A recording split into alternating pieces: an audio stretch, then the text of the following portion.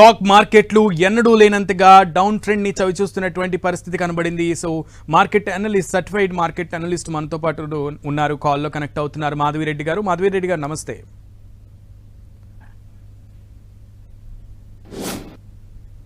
మాధవిరెడ్డి గారు, సో ఈ సిచ్యువేషన్ ని మీరు ఎలా అభివర్ణిస్తారు? సో ఇది యాజ్ ఎక్స్పెక్టెడే జరుగుతుంది, కానీ ఇంత భారీ స్థాయిలోనా?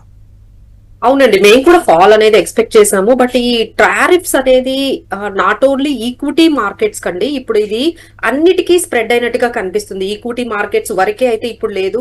మీరు క్రూడ్ ఆయిల్ గమనించండి, ఎందుకంటే గ్లోబల్ ఎకానమీ ఇక డౌన్ అయిపోతుంది అని క్రూడ్ ఆయిల్ కూడా 63 అంటే ఎక్కడ $70 ఉండేది, ఇప్పుడు అది ఆల్మోస్ట్ $63-62 కూడా వెళ్లే అవకాశం కనిపిస్తుంది. అలానే అన్ని మెటల్స్ అండి, you take it gold, silver, aluminium, zinc, steel, A metals ఉన్న అన్ని మెటల్స్ కూడా డ్రాప్ అవుతున్నాయి. అలానే మీరు చూసుకున్నట్లయితే మనకి క్రిప్టో కరెన్సీస్ కూడా కంప్లీట్ గా ఫాలో అవుతున్నాయి. అంటే ఇది ఈక్విటీ మార్కెట్స్ ని దాటి ఇంకొంచెం అన్ని చోట్లకి కూడా స్పిల్ ఓవర్ అయితే అయిపోతుందండి. సో యుఎస్ మార్కెట్స్ తో పాటు ఇక అన్ని చైనా మార్కెట్ అయితే almost 10%, Japan market 8%, Asian markets almost 5 to 10%. ప్రతి మార్కెట్ కూడా ఈ రోజు ఈ గ్లోబల్ ఫియర్స్ తో కనపడుతుందంటే దానికి ఒక రీజన్ ఏంటంటే కొన్ని కంట్రీస్ రిటాలియేట్ చేస్తున్నాయండి. అంటే చైనా లాంటి కంట్రీస్ ఏం చేస్తున్నాయంటే మేము కూడా టారిఫ్స్ వేస్తాము అనే గ్లోబల్ వార్ కి ఒక కంప్లీట్ అంటే ఒక రేంజ్ లో గ్లోబల్ వార్ అనేది, ట్రేడ్ వార్ అనేది స్టార్ట్ అయిపోయింది. అలానే కొన్ని కంట్రీస్ అయితే మేం తగ్గిస్తాము అన్న యుఎస్ మాత్రం లేదండి, మీరు ఎంతైనా తగ్గించండి, మేము మాత్రం ఇంత పర్సంటేజ్ అయితే మేము మీ దగ్గర నుంచి ఎక్స్పెక్ట్ చేస్తున్నాము, మేము ఇలా మాకు కొంచెం ఇన్కమ్ అయితే కావాలి అని, ఎకానమీని మేము సెట్ చేసుకోవాలి అని వాళ్ళు చేస్తున్నారు. సో కొన్ని కంట్రీస్ అంటే 50-60 కంట్రీస్ ఆల్రెడీ మాకు రీచ్ అవుతున్నాయి, నెగోషియేషన్స్ మేము స్టార్ట్ చేస్తున్నాం అంటున్నారు. దాంట్లో ఇండియా కూడా ఉంది. సో ఇండియా అయితే రిటాలియేట్ టారిఫ్స్ అయితే ఏమీ వేయలేదండి, ఇప్పటి వరకు అయితే రిటాలియేట్ టారిఫ్స్ వేయలేదు మన ఇండియా నుంచి. అయితే ఇంకా నెగోషియేషన్స్ అనే స్టాండ్ లోనే తీసుకుని ఉంది. సో నెగోషియేషన్స్ తర్వాత ఇక వాళ్ళు కానీ ఇక మీరు ఎంత మీరు తగ్గించినా మేమైతే మాత్రం ఇంత పర్సెంటేజ్ 26% వేస్తామంటే ఇక మనం కూడా రిటాలియేట్ టారిఫ్స్ అనేవి స్టార్ట్ చేయాలి. So right now expecting some negotiations, but negotiations కూడా అంత పాజిటివ్ గా తీసుకుంటున్నట్టుగా కనిపించలేదంటే అందుకని ఈసారి సెకండ్ డే ఈ రోజు కూడా మార్కెట్స్ ఇంత ఫాలో అవడానికి కారణం నెగోషియేషన్స్ కూడా అంత ఫ్రూట్ఫుల్ గా కంప్లీట్ అయినట్టుగా ఆయన కొంచెం కూల్ అవుతున్నట్టుగా అయితే కనిపించట్లేదు. మాధవిరెడ్డి గారు, అయితే జనరల్ గా బిజినెస్ టర్మ్స్ లో, మార్కెట్ టర్మ్స్ లో మనం డౌన్ ట్రెండ్ కానీ లేదంటే బేర్ సిచ్యువేషన్ అని కానీ ఒక స్థాయికి వచ్చేదాకా కూడా అనకూడనటువంటి పరిస్థితి. బట్ ఇప్పుడు ఉన్నటువంటి పరిస్థితుల్లో ఆ రెండు వర్డ్స్ ని వాడచ్చా, డౌన్ ట్రెండ్ అండ్ అలాగే క్రాష్ లేదంటే బేర్ సిచ్యువేషన్? 20% ఎప్పుడైతే మనకి మార్కెట్స్ ఆల్మోస్ట్ 15 to 20% అట్లా అయితే మనం క్రాష్ అని బేర్ మార్కెట్ లోకి వెళ్ళిపోతున్నాం అని అనొచ్చండి. ఇప్పుడైతే మనం బేర్ మార్కెట్ కి చాలా దగ్గరలో ఉన్నాము. మీరు ఈ రోజు చూసుకున్నట్లయితే స్మాల్ క్యాప్స్ కూడా 10% వరకు కరెక్ట్ అయ్యాయి, మిడ్ క్యాప్స్ అయితే 5 to 10% వరకు కరెక్ట్ అయ్యాయి. అంటే ఒక్క రోజులోనే అసలు అంటే ఎక్స్పెక్ట్ చేసామండి, అంటే టారిఫ్స్ వల్ల కొంచెం ఇంపాక్ట్ ఉంటుంది, కానీ ఇంత భారీగా ఈ టారిఫ్స్ ఇంత స్పిల్ ఓవర్ అయిపోతుంది అనేది అయితే మాత్రం అనేది ఎక్స్పెక్ట్ చేయలేదు. సో ట్రేడర్స్ అయితే కొంచెం ఇన్వెస్టర్స్ అందరూ కూడా కొంచెం ఒక స్ట్రాటజీని డెవలప్ చేసుకుని వాళ్ళకి తగ్గట్టుగా కస్టమైజ్డ్ గా ప్లాన్ చేసుకుంటూ వెళ్తే బెటర్ గా ఉంటుందండి. రైట్ నౌ అయితే కొంచెం డెసిషన్స్ మీద తీసుకునే ప్రతి డెసిషన్ కూడా చాలా జాగ్రత్తగా తీసుకోవాలి, పానిక్ లోకి వెళ్లకుండా. ఇప్పుడైతే మార్కెట్స్ 22,000 అంటే లాస్ట్ అంటే మనకి అంటే బాగా పడింది ఎప్పుడు అంటే మనకి 21,281 is the least for Nifty అండి, 21,281 అనేది. సో ఇప్పుడైతే 22,000 బ్రేక్ అయ్యింది ఒక టైంలో. ఈ రోజు కూడా 21,743 వరకు కూడా మార్కెట్స్ లోయెస్ట్ పాయింట్ కి వెళ్ళాయి. సో ఇక్కడ నుంచి 21,500 అక్కడ వరకు అంతవరకు మనకి వెళ్లే ఛాన్సెస్ కనిపిస్తున్నాయి. లేదు అంటే అక్కడ నుంచి మనకి బౌన్స్ బ్యాక్ అయితే. సో రైట్ నౌ 21,000 అయితే మాత్రం కనిపిస్తుందండి. 21,000 22,000 మధ్య మార్కెట్స్ ఈ విధంగా ట్రేడ్ అవుతున్నాయి ఇప్పుడు. సో అన్ని కూడా మినిమం 10% అంటే 10% వరకు కూడా లాస్ అవుతున్నటువంటి పరిస్థితి. ముఖ్యంగా ఐటీ దీంట్లో బాగా ప్రధానంగా కనబడుతోంది. సో ఐటీ షేర్ల గురించి ఏం చెప్తారు? ఎందుకంటే యుఎస్ లో ఎక్కువగా మనం వాళ్ళ బిజినెసెస్ గమనించినట్లయితే IT, technology, software and automobile అనేది మనకి మేజర్ గా వాళ్ళతో ఎక్కువగా ట్రేడ్ జరిగేది. ఈ రోజు మనకి టాటా కంపెనీ వాళ్ళు కూడా వాళ్ళ లగ్జరీ యూనిట్స్ ని, ఎక్స్పోర్ట్స్ ని కాసేపు పాజ్ చేసేస్తున్నాము ఏప్రిల్ కి అంటేనే మీరు అర్థం చేసుకోవచ్చు ఆల్రెడీ సప్లై చైన్ అనేది డిస్టర్బ్ అయిపోయింది. ఆల్రెడీ మన దగ్గర టాటా మోటార్స్ అయితే మేము యుఎస్ కి కొంచెం ఎక్స్పోర్ట్స్ అయితే ఆపేస్తున్నాము ఈ ఏప్రిల్లో అని చెప్పి పాజ్ తీసుకుంటున్నారంటే మీరు గమనించొచ్చు. సో అంటే అది దేశాల నుంచి కంపెనీస్ నుంచి ఒక నార్మల్ ఇండివిజువల్ ని కూడా ఇప్పుడు చిన్న చిన్న కంపెనీలని కూడా ఎఫెక్ట్ చేసేస్తుందండి. ఒక ఆక్వా కానీ లేకపోతే చిన్న చిన్న బిజినెసెస్ ఎక్స్పోర్ట్స్ చేసే వాళ్ళు కూడా వాళ్ళు ఇప్పుడు ఎవరు తీసుకోవట్లేదు. సో దీనివల్ల మొత్తం సప్లై చైన్ అనేది కంప్లీట్ గా డిస్టర్బ్ అయిపోయిందండి. సో దానివల్లే మనకి ఇంత డ్యామేజ్ అనేది కనిపిస్తుంది. ఇంకా ఇది స్ప్రెడ్ అయ్యే ఛాన్సెస్ ఉందండి. ఎందుకంటే ఇదంతా కూడా ఒక సైకిల్ అన్నమాట. సో మీ మీద ఎఫెక్ట్ పడితే మీ వల్ల ఇంకొకరికి ఎఫెక్ట్. సో ఈ విధంగా కూడా ఒక సైకిల్ లాగా తయారయ్యి ఆ ఎఫెక్ట్ అనేది మనకి ఆ లాస్ అనేది ఇక రోజు రోజుకి ఎక్కువగానే కనిపిస్తుందండి. ఎందుకంటే ఒక క్లారిటీ ఉండదండి. అంటే Trump is meant for uncertainty, Trump is meant for risk, Trump is meant for volatility. ఆయన వచ్చినప్పుడే ఇది అందరమే ఎక్స్పెక్ట్ చేశాము. ట్రంప్ ఎప్పుడైతే ప్రెసిడెంట్ అయ్యారో so the time has start for the uncertainty and time for started for the volatility అనేది ఆయన అసలు risk కి మనం వేరేగా చెప్పొచ్చండి. So he will be very very uncertain. So ఎలాంటి డెసిషన్స్, ఎంత హార్ష్ డెసిషన్స్ తీసుకుంటారో అసలు ఎవరు ఏం చెప్పినా, పవెల్ ని కూడా ఇప్పుడు సరే ఇప్పుడు మీరు ఇంట్రెస్ట్ రేట్స్ మాత్రం కంప్లీట్ గా తగ్గించాలి అంటున్నారు, తగ్గించకపోతే సో లైక్ దట్ అక్కడ కూడా వాళ్ళు అంటే మన వైపు నుంచే కాదండి, అక్కడ నుంచి కూడా చాలా ఎగేనెస్ట్ గా ఈ రోజు ర్యాలీలు అయితే నాట్ ఓన్లీ యుఎస్ లో అండి, చాలా కంట్రీస్ లో ట్రంప్ కి ఎగేనెస్ట్ ర్యాలీస్ కూడా స్టార్ట్ అయ్యాయి. అంటే మీరు అర్థం చేసుకోవచ్చు అది స్టాక్ మార్కెట్ వరకు, ఎకానమీ వరకు ఆగలేదు, ప్రతి ఒక్క ఇండివిజువల్ కి కూడా ఇంపాక్ట్ తగిలింది.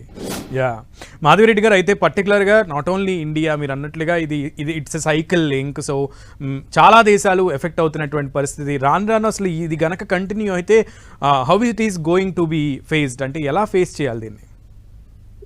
అంటే ఈ సిచ్యువేషన్ నే మనం ఒక స్టాగ్ఫ్లేషన్ అనే ఒక పేరు ఉంటుందండి. స్టాగ్ఫ్లేషన్ అంటే ఇన్ఫ్లేషన్ అమాంతంగా పెరగడము, గ్రోత్ ఏమో తగ్గిపోవడం. ఎందుకంటే ఇంకా గ్రోత్ అనే ఛాన్సెస్ లేవండి. ఎందుకంటే బిజినెస్ యాక్టివిటీస్ అన్ని ఈ పర్టికులర్ సైకిల్లోనే వాళ్ళు ఉంటూ ఉంటే ఇక businesses, GDP growth, economy growth అంటే అవన్నీ కూడా పక్కన పెట్టేస్తే ఇన్ఫ్లేషన్ ఒకవైపు కంప్లీట్ గా పెరిగిపోతుందండి. ఎందుకంటే మీ దగ్గర ఉన్నవి కాస్ట్లీ అవుతున్నాయి, అక్కడ నుంచి ఇక్కడ ఇంపోర్ట్ చేసుకున్నవి కాస్ట్లీ అవుతున్నాయి. సో దాదాపుగా ఇన్ఫ్లేషన్ అయితే పెరుగుతుందండి. ఇన్ఫ్లేషన్ పెరగడం, గ్లోబల్ ఎకానమీ అనేది స్లో డౌన్ అవ్వడం, ఇది మనము ఫ్యూచర్ లో చూడబోతున్న సిచ్యువేషన్. యాక్చువల్లీ అయితే Israel president Netanyahu he's the first person to meet Trump ఈ విషయంలో, అంటే ఈ టారిఫ్ల విషయంలో. సో ఇది కొనసాగే అవకాశం ఉంది, అంటే కంటిన్యూ అయ్యే అవకాశం ఉంది ఇలా అధినేత.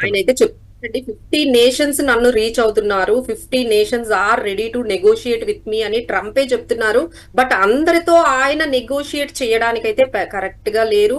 ఆయన మైండ్ సెట్ అయితే అందరూ ఎవరెవరైతే నెగోషియేషన్స్ చేద్దాము అంటే అందరితో కూర్చొని నెగోషియేట్ చేద్దాము అనే మైండ్ సెట్ అయితే ఇప్పటి వరకు కనిపించట్లేదండి. వెరీ సెలెక్టివ్ గా ఆయన నెగోషియేషన్స్ తో ఉన్నారు. కొన్ని కంట్రీస్ మనలాంటి వాళ్ళు అయితే కొంచెం బ్యాలెన్స్డ్ గా వెళ్తున్నారు. కొంతమంది అయితే రెసిప్రోకల్ టారిఫ్స్ స్టార్ట్ చేసేసారు, కొంతమంది ఏంటంటే ఇంకా ట్రై చేస్తున్నారు. What best we can do it from coming out. So ఎవరికి కూడా ఇప్పటి వరకు అయితే ఎలాంటి రిలీఫ్ అయితే ఎవరికి వచ్చినట్టయితే ఏం కనిపించట్లేదండి ఏ నేషన్ కి కూడా. సో ఈవెన్ యుఎస్ సిటిజన్సే ఈరోజు దీనికి సంబంధించి ఎక్కువగా ఇబ్బంది పడే, ఇంపాక్ట్ పడేటువంటి అవకాశం కనబడుతోంది. And already impact is going on. So అయినప్పటికీ కూడా లిబరేషన్ డే అని ఎక్స్ప్లెయిన్ చేయడం, సో దీన్ని ఎలా చూడాలి? సో ఆల్రెడీ ఇప్పుడు ఆయన చెప్పే లెక్కల ప్రకారం చూసుకుంటే ఒక $600 బిలియన్ మాకు ఈ టారిఫ్స్ ద్వారా వస్తున్నాయని చెప్తూ ఉంటే మార్కెట్ క్యాప్ ఒక 9 ట్రిలియన్ అనేది మార్కెట్ లో నుంచి వెళ్ళిపోయింది అంటే ఎక్కువ డ్యామేజ్ జరిగినట్టే కదండి. ఇప్పుడు ఆయనకు వచ్చిన ఏదైతే ఇన్కమ్ ఏదైతే ఈ టారిఫ్స్ ద్వారా ఆయన ఎక్స్పెక్ట్ చేస్తున్నారో, మా ఎకానమీ బాగాలేదు, మాకు డెట్స్ ఎక్కువయ్యాయి, మాకు ఇన్కమ్ కావాలి, మేము అందుకనే ఇలా టారిఫ్స్ ద్వారా మేము కలెక్షన్స్ అనేవి ఇన్కమ్ తెప్పించుకుంటున్నాం అని పెడుతున్నప్పుడు మరి డ్యామేజ్ ఎంత అవుతుంది అనేది చూసుకోవాలి కదండి. But he saying that it is a medicine will cost you like this అంటున్నారు. గ్లోబలైజేషన్ ఎక్కడితో ఆగిపోయింది అని కొంతమంది దేశాధినేతలు ఇస్తున్నటువంటి స్టేట్మెంట్స్ ఏంటంటే వాళ్ళ కంట్రీని వాళ్ళు ఏ విధంగా ప్రొటెక్ట్ చేసుకోవాలి అనే పనిలో పడ్డారండి. అంటే డీ గ్లోబలైజేషన్ అంటారు దీన్ని. సో డీ గ్లోబలైజేషన్ అంటే మనం మిగతా గ్లోబల్ లో ఏం జరుగుతున్నాయో అవన్నీ పక్కన పెట్టి మన కంట్రీని, మన ఇండివిజువల్స్ ని, మన ఎకానమీని ఏ విధంగా ఈ పర్టికులర్ సిచ్యువేషన్ నుంచి బయటకు తెచ్చుకోవాలి, ఎవరి కన్సంప్షన్, ఎవరి డొమెస్టిక్ యాక్టివిటీస్ ని పెంచుకోవాలి, మ్యానుఫ్యాక్చరింగ్ యూనిట్స్ పెట్టుకోవాలి. అంతేగాని వాళ్ళు వచ్చి మనం ఎక్స్పోర్ట్స్, మనం ఇక్కడ మార్కెట్స్ వదిలేసి అక్కడ ఎక్స్పోర్ట్స్ చేసుకోవడము, దానివల్ల లేకపోతే వాళ్ళు వచ్చి మన ఇండియాలో ఇన్వెస్ట్మెంట్స్ పెడితేనే మనం ఇక్కడ గ్రో అవుతామని లేకుండా లెట్స్ స్టార్ట్ ఆన్ మైక్రో లెవెల్లో మన ఏ నేషన్ కి సంబంధించి వాళ్ళ ఎకానమీని పెంచుకోవడం మీదే అందరూ దృష్టి పెట్టారండి. యా, అయితే ఈ టఫ్ టైంలో ఇన్వెస్టర్లకు మీరు ఇచ్చే సజెషన్స్ ఏంటి మాధవి రెడ్డి గారు? అదేనండి, ఈ సెక్టార్ వైజ్ అయితే అస్సలు వెళ్ళకండి. అంటే చాలా మందికి ఈ మధ్య బాగా అంటే మనకి 2-3 ఇయర్స్ నుంచి ఈ రిటర్న్స్ చూసి కొంతమంది సెక్టార్ ఫండ్స్ లోకి వెళ్ళిపోయారండి. అంటే కంప్లీట్ గా ఎట్లా అంటే పిఎస్యు సెక్టార్ అని, లేకపోతే మ్యానుఫ్యాక్చరింగ్ సెక్టార్ అని, ఇన్ఫ్రాస్ట్రక్చర్ సెక్టార్, పవర్ సెక్టార్, ఇట్లా సెక్టార్ వైజ్ వెళ్ళిపోయిన వాళ్ళకైతే పెయిన్ చాలా ఎక్కువగా కనిపిస్తుందండి. ఇప్పటికైనా వాళ్ళు సెక్టార్ వైజ్ అనేది highly risk kind of funds అండి అవి. సో ఈ హైలీ రిస్క్ లోకి చాలా మంది తెలియకుండా వెళ్ళిపోయారు. ఇప్పటికైనా ఈ పాటికైనా అర్థమై ఉంటుంది. సెక్టార్ ఫండ్స్ కన్నా మనకి డైవర్సిఫైడ్ ఫండ్స్ అయితే కొంచెం అంటే రిస్క్ ఉండదు అని చెప్పట్లేదండి, బట్ తక్కువ రిస్క్ తో మనకి అంటే ఇప్పుడు మా దగ్గర కూడా మార్కెట్స్ ఇంత కరెక్ట్ అయినా 4%, 5% మాత్రమే పోర్ట్ఫోలియోస్ కరెక్ట్ అయ్యే ఛాన్సెస్ కూడా ఉన్నాయి. సో ఇలా ఏ విధంగా మనం పోర్ట్ఫోలియోస్ ని తక్కువ రిస్క్ తో మనం బయటపడొచ్చు, ఎక్కడ మళ్ళీ మనం మనీ యాడ్ చేసుకోవచ్చు. ఇప్పటికే ఆల్రెడీ రీటైలర్స్ అడుగుతున్నారు, మేడం మనీని ఇంకెక్కడైనా పెట్టొచ్చా, ఇంకా వచ్చి ఆ లాసెస్ మీద ఇంకొంచెం యావరేజ్ చేసుకోవచ్చా. సో దీని విషయంలో చాలా జాగ్రత్తగా మనం ఆచితూచి అడుగు వేయాలండి. సో ఎక్కడ మనం మనీ యాడ్ చేసుకుని యావరేజ్ చేసుకోవాలి, ఎక్కడ మనము బయటకు వచ్చేయాలి, ఇలాంటి సెక్టార్ ఫండ్స్. కొంతమంది గ్లోబల్ ఫండ్స్ లో కూడా ఈ మధ్య చాలా పెట్టారండి. గ్లోబల్ ఫండ్స్ లో కూడా I think now they are seeing the brutal sell off in entire globe, either in Chinese market or Asian markets or US markets లో అంటే మ్యూచువల్ ఫండ్స్ ద్వారా కూడా గ్లోబల్ ఎక్స్పోజర్ కి వెళ్ళిపోయారండి. అంటే తెలిసి వెళ్ళారా తెలియక వెళ్ళారా, బట్ అందరికీ అయితే ఆ ఎక్స్పోజర్ అయితే ఉంది. వాళ్ళందరూ అయితే చాలా జాగ్రత్తగా ఉండాలని చెప్తున్నాం. సో ఈ టైంలో ఎఫ్డిఐస్ పరిస్థితి ఏంటంటారు? ఎఫ్డిఐస్ అయితే ఇప్పుడు అంటే ఏ కంట్రీ సేఫ్ గా ఉంటుంది అని తెలుసుకోవడానికి ఒక క్లారిటీ రావడానికి టైం అయితే పడుతుందండి. సో ఎక్కడ ఇన్వెస్ట్ చేయట్లేదు. సో దే జస్ట్ అలా అని బ్రూటల్ సెల్ ఆఫ్ కూడా ఇంకా ఏమి అంత ఎక్కువ సెల్ ఆఫ్ అంటే అంటే బ్రూటల్ సెల్ ఆఫ్ అవుతుందా, సేల్స్ చేసేస్తున్నారా, అమ్మకాలకే దిగారా అనేది కూడా అడుగుదాం అనుకుంటున్నాయా? అక్టోబర్ లో అయితే మనకు అక్టోబర్ సెప్టెంబర్ లో మనం చూసుకున్నట్లయితే ఆల్మోస్ట్ 3 lakh crore అనేది సెల్ ఆఫ్ జరిగిందండి. ఆ తర్వాత నెమ్మదిగా ఆ సెల్ ఆఫ్ ఇంటెన్సిటీ అనేది మనకి డిసెంబర్ జనవరికి వచ్చేటప్పటికి కొంచెం sell off FIs sell off అనేది కొంచెం తగ్గింది. సో ఇప్పుడు అంత ఎక్కువైతే సెల్ ఆఫ్ అయితే ఇప్పటికైతే ఏమి ఎఫ్ఐఎస్ సెల్ ఆఫ్, ఎందుకంటే వాళ్ళు ఇండియాని అంటే ఈ మొత్తం అన్నిటిలో రిస్క్ ఉంటుందండి. ఇప్పుడు వాళ్ళు ఏ కంట్రీలో ఇన్వెస్ట్ చేసినా, ఇంక్లూడింగ్ యుఎస్, ఇంక్లూడింగ్ చైనా, ఏ కంట్రీకి వెళ్ళినా వాళ్ళకి రిస్క్ ఉన్నప్పుడు ఇందులో సేఫ్ ఎక్కడ ఉంటుంది అనేది చూసుకుంటారండి. అందులో మనం కొంచెం పాజిటివ్ అనేది మన ఇండియా కొంచెం స్టాండ్ అవుట్ అవుతుంది మిగతా కంట్రీస్ తో కంపేర్ చేసుకుంటే. మనం కొంచెం అంటే ఇప్పుడు యుఎస్ చైనా అనేది చాలా ఇంటెన్సిఫై రెసిప్రోకల్ టారిఫ్స్ కి వెళ్ళిపోయాయండి. అంటే డైరెక్ట్ ట్రేడ్ వార్ కి వాళ్ళిద్దరూ చైనా అండ్ యుఎస్ అయితే డైరెక్ట్ గా ట్రేడ్ వార్ అనేది స్టార్ట్ అయిపోయింది. దీనివల్ల ఇండియాకి ఏమైనా కొంచెం పాజిటివ్ స్పాట్ అనేది వస్తుందా అనేటట్టుగా వాళ్ళు కొంచెం ఇండియాని కూడా కొంచెం పాజిటివ్ గా తీసుకోవచ్చు. బట్ బయ్యింగ్ అయితే ఏం కనిపించదండి, బట్ బ్రూటల్ సెల్ ఆఫ్ అయితే కూడా అంత ఎక్కువ కనిపించలేదు. So developing countries like India అయితే స్టేబుల్ గానే కొంత ఉంది కంపారిటివ్లీ పాకిస్తాన్, బంగ్లాదేశ్ ఇటువంటి అండర్ డెవలప్డ్ కంట్రీస్ తో పోల్చుకుంటే. సో ఆ దేశాల పరిస్థితి ఇప్పుడు అసలు ఏంటంటారు? అగమ్య గోచరమే కదా. అంతేనండి, అంతే. ఎందుకంటే యుఎస్ కి ఎవరైతే ట్రేడ్ మీద డిపెండ్ అయ్యి, యుఎస్ మార్కెట్స్ మీద వచ్చే రెవెన్యూతో డిపెండ్ అయ్యి ఎక్కువగా ఉన్న కంపెనీస్ కానీ, ఎక్కువగా ఉన్న ఎకానమీస్ కానీ అది చాలా చాలా, అందుకని మనం చూసాం కదండి, అందరూ రోడ్ల మీదకి వచ్చేసి అంత క్యాంపెయిన్స్ స్టార్ట్ చేశారు, ఎగెనిస్ట్ గా స్లోగన్స్ చేశారంటేనే మీరు అర్థం చేసుకోవచ్చు వాళ్ళు ఎంత డైరెక్ట్. అంటే ఇదంతా కూడా ఇప్పుడు April 2nd స్టార్ట్ అయిందండి. ఇదంతా April 2nd కి ఇప్పటికి 1 week కూడా అవ్వలేదు. సో ఇప్పటికే ఇలా ఉంది అంటే మీరు అర్థం చేసుకోవచ్చు. ఇంక ఇంపాక్ట్ అనేది ఇప్పుడు April 5th నుంచి 10% టారిఫ్స్ అనేది ఆల్ ఓవర్ గ్లోబ్ అన్ని కంట్రీస్ మీద వేశారండి. April 10th నుంచి స్పెసిఫిక్ టారిఫ్స్ అనేవి ఇంకా స్టార్ట్ అవుతున్నాయి. అంటే కంట్రీ వైజ్ ఆయన ఒక్కొక్క కంట్రీకి ఒక్కొక్క పర్సెంటేజ్ ఇచ్చారు. మన ఇండియాకి 26% ఇచ్చారు, చైనాకేమో 34% ఇచ్చారు. ఇది ఇంకా ఇంప్లిమెంట్ జరగలేదండి. ఇప్పుడు 10th నుంచి అది ఇంప్లిమెంట్ జరుగుతుంది. అసలు ఇంప్లిమెంట్ జరిగితే ఇంకెట్లా ఉంటుంది ఈ సప్లై చైన్? అంటే ఇది just starting for the end అన్నట్టుగా కనిపిస్తుంది. ఓహో మై గాడ్, చాలా బిగ్ స్టేట్మెంట్ ఇది. బికాజ్ ఎందుకంటే ఇంకా స్టార్టే కాలేదు, ఇంకో 3 days లో అది స్టార్ట్ కాబోతోంది. అసలు ఇంకా 10th నుంచి ఇక స్పెసిఫిక్ టారిఫ్స్ అనేవి స్టార్ట్ అవుతాయి. స్టార్ట్ అయిన తర్వాత ఇంకా ఇంపాక్ట్ అనేది అప్పుడు రియల్ గా సో అప్పుడు మార్కెట్ కండిషన్ అనేది మనం ఎక్స్పెక్ట్ చేయొచ్చా అసలు? అదేనండి. లైక్ ఇట్ టేక్స్ టైమ్ అండి. ఎందుకంటే ఈ మొత్తం సప్లై చైనే డిస్టర్బ్ అయిపోయిన తర్వాత అంటే ఒక సిస్టమ్ డిస్టర్బ్ అవ్వడం అనేది చాలా కష్టం అండి. ఎందుకంటే ఆ సిస్టమ్ ని మళ్ళీ ఒక ఒక దీంట్లోకి తీసుకురావాలి అంటే ఇప్పుడు మనం కోవిడ్ టైంలో చూసామండి. దాన్ని సిస్టమ్ ని డిస్టర్బ్ అవ్వడం అంటారు. ఎస్ కోవిడ్ ఎస్ టైంలో అన్ని ఎకానమీస్ డిస్టర్బ్ అయ్యాయి. మళ్ళీ నార్మల్ కి రావడానికి 2 years పట్టిందండి అవును. మనకి. యా సో ఇలా ఎప్పుడైతే సిస్టమ్ అప్పుడు ఏదైతే 2020లో సెల్ ఆఫ్ వచ్చిందో అంత ఈక్వల్ గా ఇప్పుడు సెల్ ఆఫ్ వచ్చింది. అంత ఈక్వల్ వీక్ ఇన్ సిచ్యువేషన్, అంత సిచ్యువేషన్ నర్వస్ అన్సర్టనిటీ. అంటే కోవిడ్ లో మనం ఎంత అన్సర్టైన్ గా ఫీల్ అయ్యామో ఇప్పుడు ఎస్ ట్రంప్ కూడా అంత అన్సర్టనిటీ క్రియేట్ చేశారు. ఎంటైర్ వరల్డ్ కోవిడ్ లో ఎంత రిస్క్ ఫీల్ అయ్యారో ఇప్పుడు సేమ్ అదే సిచ్యువేషన్ లో ఉన్నామండి. సో మీరు అర్థం చేసుకోవచ్చు. అప్పుడు అందరూ సెట్ చేసుకోవడానికి ఆల్మోస్ట్ 2 years పట్టింది. మరి ఎస్ ఇప్పుడు కూడా అంత టైం అయితే తీసుకుంటొచ్చు. అయితే స్మాల్ క్యాప్స్ 10%, మిడ్ క్యాప్స్ 20% వరకు నష్టపోయింది. సో ఇందులో ఇన్వెస్ట్ చేసిన వాళ్ళు, ఆల్రెడీ ఉన్న వాళ్ళు చాలా రిస్క్ని ఫేస్ చేస్తున్నటువంటి పరిస్థితి, చాలా లాస్ కూడా ఫేస్ చేస్తుంటారు. సో అటువంటి వాళ్ళకి అండ్ ఇంకా ఇప్పుడు ఇన్వెస్ట్ చేయాలి అని ఇంకా అనుకుంటున్న వాళ్ళకి వాట్ డూ యూ సే? మేము ఎప్పటి నుండో చెప్తున్నాం అంటే మనము చాలా మంది ఏం చేస్తున్నారంటే వాళ్ళ దగ్గర ఒక 10 లక్షలు ఉందంటే 60% స్మాల్ క్యాప్స్ ఏనండి. అంటే వాళ్ళ పోర్ట్ఫోలియోలో 60% స్మాల్ క్యాప్స్. కొంతమంది అయితే అసలు అన్ని స్మాల్ క్యాప్సే, అన్ని మిడ్ క్యాప్సే, ఇంకేం ఉండవు. వాళ్ళ పోర్ట్ఫోలియో మొత్తం మీరు ఓపెన్ చేస్తే అన్ని మిడ్ క్యాప్స్ స్మాల్ క్యాప్సే ఉంటాయి. సో అలా అంటే తెలియట్లేదా, తెలుసుకొని చేశారా, మొత్తం ఇలా అందరూ ఇన్వెస్ట్ చేసేసారండి. అంటే because of social media what ever it may be, euphoria లాగా అందరూ కూడా ఈ స్మాల్ మిడ్ ఉన్న స్కీమ్లన్నీ అవేనండి. సో అలాంటి వాళ్ళకైతే ఇది చాలా చాలా చాలా పానిక్ సిచ్యువేషన్. అందులో వాళ్ళు ఈక్విటీకి న్యూ ఇన్వెస్టర్స్, అందులో వాళ్ళు వెళ్ళింది హైలీ రిస్క్. సో ముందు నుంచే చెప్తున్నాం ఒక 50% వరకు మీరు లార్జ్ క్యాప్ లో పెట్టుకోండి, ఒక 20-30% వరకే మీరు mid cap small caps exposure పెట్టుకోండి, మిగతాది కొంచెం డెట్ లో కూడా పెట్టండి అని ఎప్పటి నుంచో మేము చెప్తున్నాము. సో ఎవరైతే ఈ విధంగా సిస్టమాటిక్ గా వెళ్ళారో వాళ్ళకు కొంచెం లాస్ అనేది కొంచెం తక్కువ ఉంటుందండి. ఉండదు అని చెప్పట్లేదు, తక్కువ ఉంటుంది. బట్ ఎవరైతే కంప్లీట్ గా మిడ్ క్యాప్ స్మాల్ క్యాప్స్ కి వెళ్ళిపోయి ఎక్స్పోజర్ అంతా highly risk sector funds, thematic funds, ఇక అవి ఇవి కాదండి, అసలు అన్ని ఫండ్స్ అంటే గ్లోబల్ ఫండ్స్ ఏవి ఎక్కువ రిటర్న్స్ కనబడితే రిస్క్ తెలుసుకోకుండా రిటర్న్స్ లో బాగా పెట్టేశారు. సో వాళ్ళైతే కొంచెం పోర్ట్ఫోలియోస్ ని ఇప్పటికైనా కొంచెం చెక్ చేసుకొని ఏ స్కీమ్స్ మనం కంటిన్యూ చేయాలి, ఏ స్కీమ్స్ మనము మన పోర్ట్ఫోలియో, మన రిస్క్, మన గోల్ కి తగ్గట్టు లేదు, ఇవన్నీ కాదు అంటే చక్కగా మేమందరం హెల్ప్ చేస్తాము, మేమందరం ఉన్నాం. You can call us, we can be there to help you all.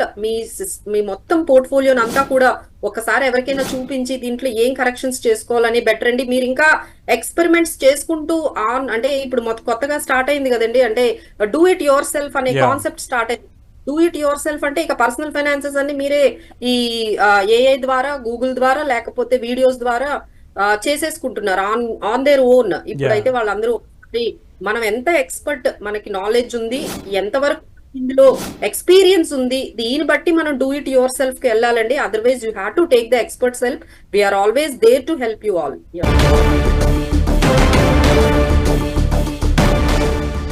మార్కెట్లలో పెను భూకంపం సంభవించిందనే చెప్పాలి. ట్రంప్ టారిఫ్ తో మార్కెట్లు ఒక్కసారిగా షేక్ అయ్యాయి. దేశీయ మార్కెట్లపై ట్రంప్ పోటైతే క్లియర్గా కనబడుతోంది. ట్రంప్ దెబ్బతో మార్కెట్లలో మంటలు చెలరేగుతున్నాయి. భారత మార్కెట్లపై కూడా ఈ ట్రంప్ దెబ్బ ఎఫెక్ట్ కనబడుతోంది. దేశీయ స్టాక్ మార్కెట్లు అల్లకల్లోలమవుతున్నాయి. ఎర్లీ ట్రేడింగ్స్ లో బ్లడ్ బాత్ కనబడుతోంది. సో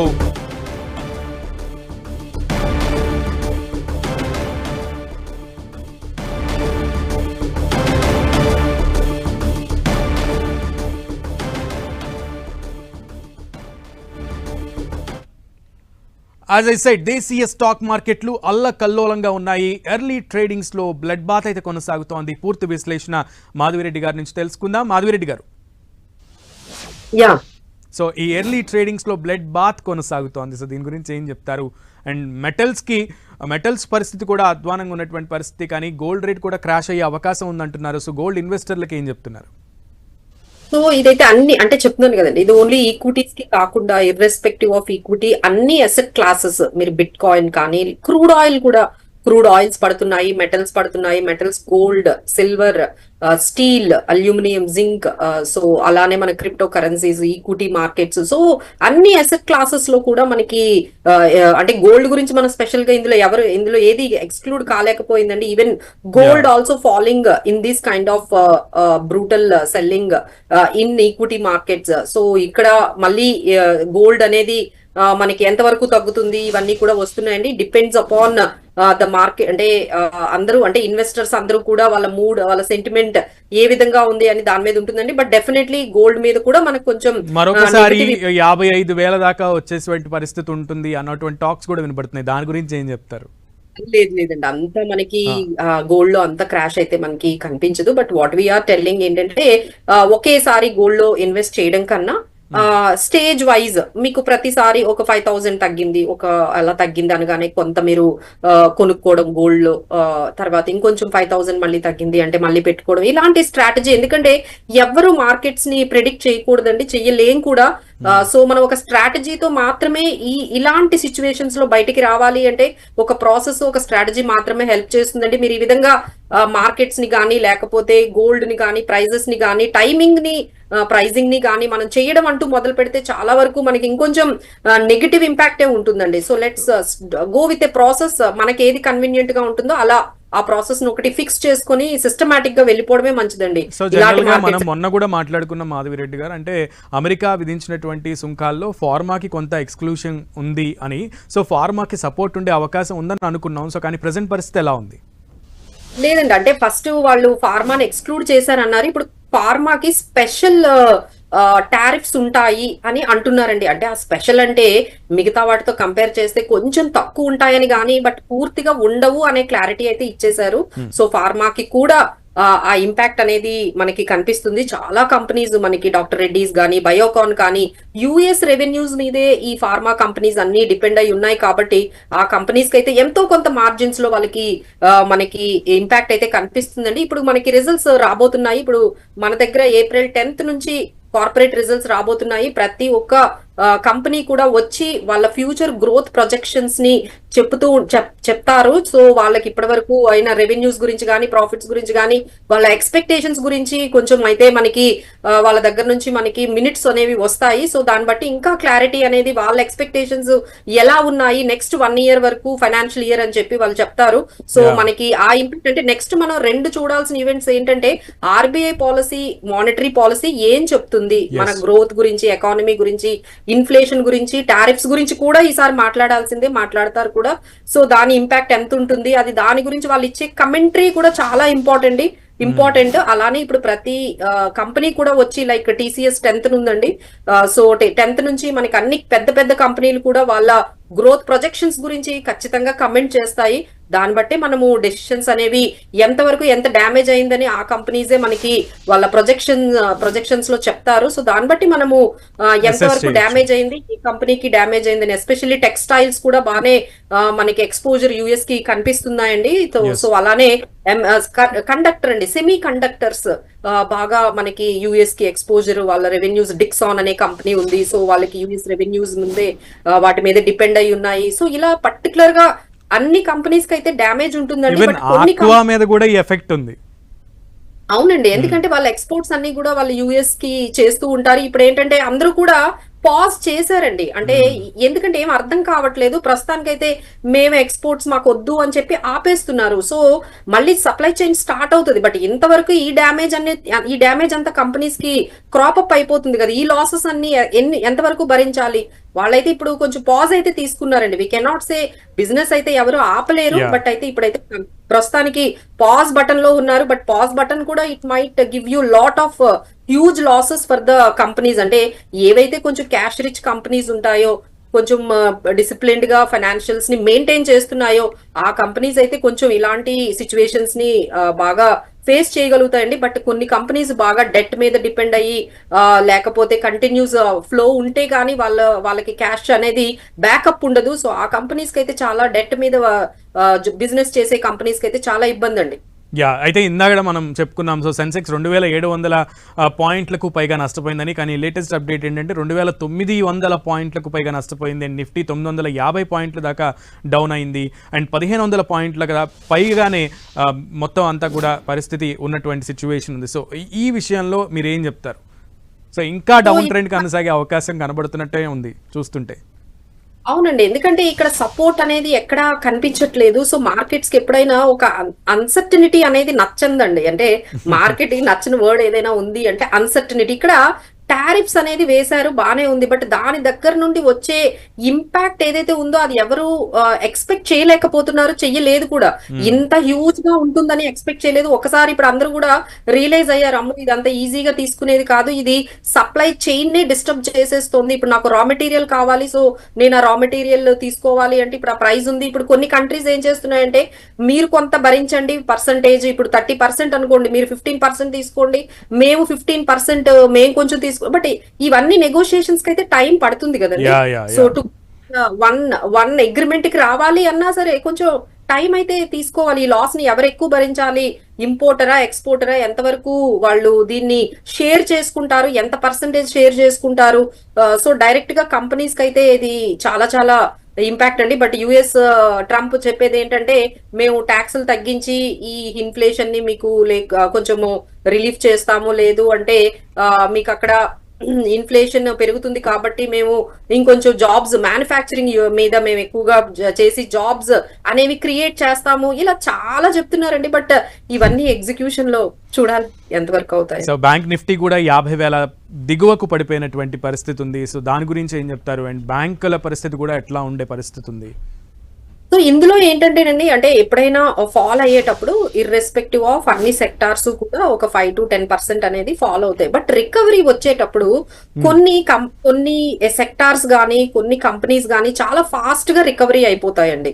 బట్ అందులో ఈ బ్యాంకింగ్ అండ్ ఫైనాన్షియల్ సర్వీసెస్ అనేది మేము ఖచ్చితంగా చెప్పగలము. ఎప్పుడైనా మార్కెట్ లో రికవరీ వచ్చిందంటే ఫస్ట్ రికవర్ అయ్యేది బ్యాంకింగ్ అండ్ ఫైనాన్షియల్ సర్వీసెస్. ఎందుకంటే వీటికి ఎక్స్పోజర్ ఈ టారిఫ్స్ కి కానీ ఎటువంటి రిలేషన్ అనేది లేదు. So there is no specific sector risk అనేది దీనికి లేదని. అంటే మార్కెట్ లో 2 రకాల రిస్క్ ఉంటాయండి. సిస్టమ్ రిస్క్ ఒకటి ఉంటుంది, సెక్టార్ స్పెసిఫిక్ రిస్క్ ఒకటి ఉంటుంది. ఇప్పుడు మనకు జరిగింది ఏంటంటే సిస్టమ్ రిస్క్ అనేది జరుగుతుంది. సో ఈ సిస్టమిక్ రిస్క్ వల్ల అన్ని irrespective of every sector will fall అండి. బట్ ఆ తర్వాత మనకి ఏమవుతుందంటే రికవరీ వచ్చినప్పుడు కొన్ని సెక్టార్స్ అన్ని మళ్ళీ రికవర్ అయిపోతాయి, బట్ కొన్ని సెక్టార్స్ అయితే ఖచ్చితంగా కావు. సో అవేంటి అనేది మనము గమనించుకుంటూ మనము ఎక్స్పోజర్ అనేది తీసుకోవాలి. మాధవిరెడ్డి గారు, మీరు మాట్లాడుతున్న దాన్ని బట్టి మనం చూస్తున్న పరిస్థితిని బట్టి సపోర్ట్ అయితే లభించే అవకాశం అయితే కనబడట్లేదు ఇప్పుడు అప్పట్లో. కానీ రికవరీ ఎప్పటి నుంచి ఎక్స్పెక్ట్ చేయొచ్చు?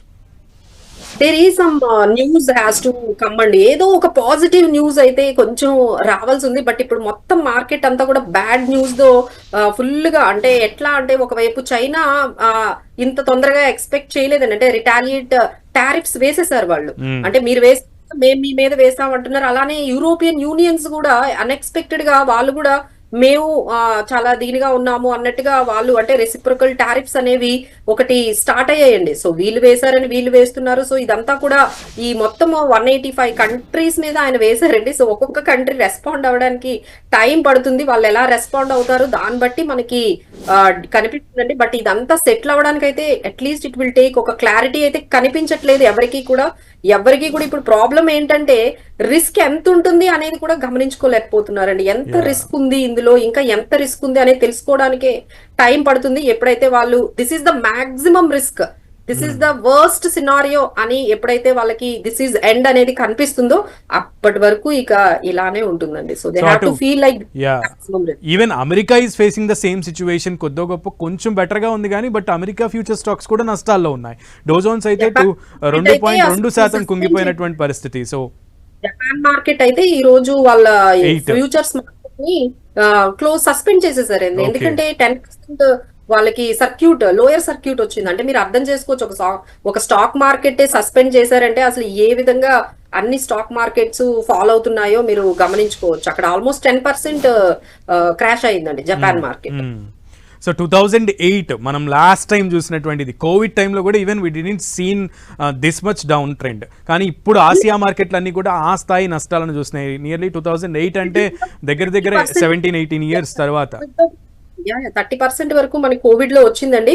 బట్ అందరూ దాన్నే ఒక ఎగ్జాంపుల్ గా తీసుకోవాలి. కోవిడ్ లో ఏదైతే మనకు కనిపించిందో మళ్ళీ రికవరీ మనకి నెమ్మదిగా రికవరీ కూడా కోవిడ్ తర్వాత కనిపించింది. అలానే ఏ అన్సర్టనిటీ వచ్చినా ఫర్ ఎవర్ అయితే ఉండిపోదండి. ఎందుకంటే ఇప్పుడు కంట్రీస్ అన్ని కూడా ఎగేనెస్ట్ గా ట్రంప్ కు వెళ్తే మేబీ ఆయన కూడా కొంచెం సాఫ్ట్ అండ్ అవ్వచ్చేమో. బట్ ఆయన ఎప్పుడు అవుతారా అనేది biggest question right now for every one. When he will stop being so much of tough to the nations.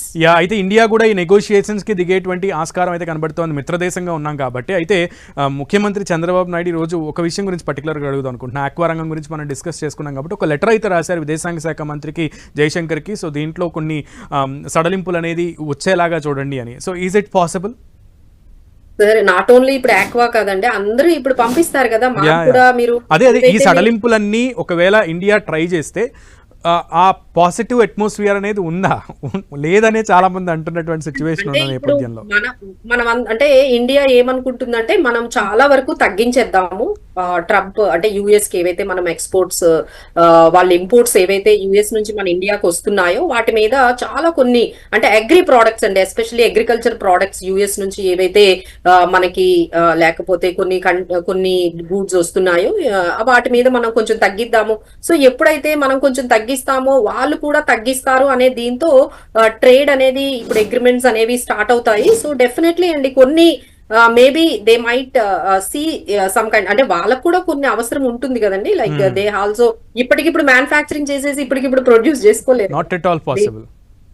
Not at all possible. వాళ్ళకి ఎక్కువ ఇంపోర్ట్సే ఉన్నాయండి. మీరు ఆల్మోస్ట్ ఒక 100 రూపీస్ తీసుకుంటే వాళ్ళ ఇంపోర్ట్స్ 60% ఉంటాయండి. అంటే వాళ్ళు మ్యానుఫ్యాక్చరింగ్ చేసేది వాళ్ళ సెల్ఫ్ రెసిలియంట్ అనేది ఓన్లీ 40%. ఇప్పుడు 60% యుఎస్ ఇంపోర్ట్స్ చేసుకుంటుంది. యుఎస్ ఇంపోర్ట్స్ మీదే డిపెండ్ అయి ఉంది మొత్తం అంతా కూడా వాళ్ళ కంట్రీ. ఇప్పుడు సడన్ గా మాకు వద్దు అంటే వాళ్ళు కూడా వర్కౌట్ అవ్వాలి కదా. సో ఈ రోజు ఎండ్కి ఫైనల్గా ఒక్క క్వశ్చన్ అడిగి ముగిస్తాను. ఈ రోజు ఎండ్కి మార్కెట్ ఎక్కడ వరకు వెళ్ళేటువంటి ఆస్కారం ఉంది? Any prediction?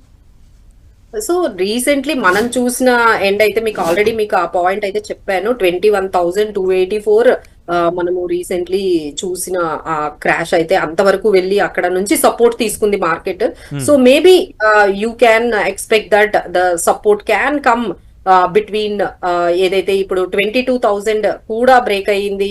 బ్రేక్ అయితే అప్పుడు 21,000 అంటే ఇప్పుడైతే మనకి 22,500 22,200 దగ్గర అయితే అట్లీస్ట్ గుడ్ సపోర్ట్ అయితే మార్కెట్ కి వస్తుందండి. బట్ 22,000 కూడా బ్రేక్ అయితే then it will go to till 21,000 level కూడా వెళ్ళిపోవచ్చు. So this we need to wait. ఎక్కడ అంటే ఈ రోజు అయితే మాత్రం మనం 22,200 నుంచి 22,300 మధ్యలో. ఓకే మాధవి రెడ్డి గారు, thank you so much for your analysis. So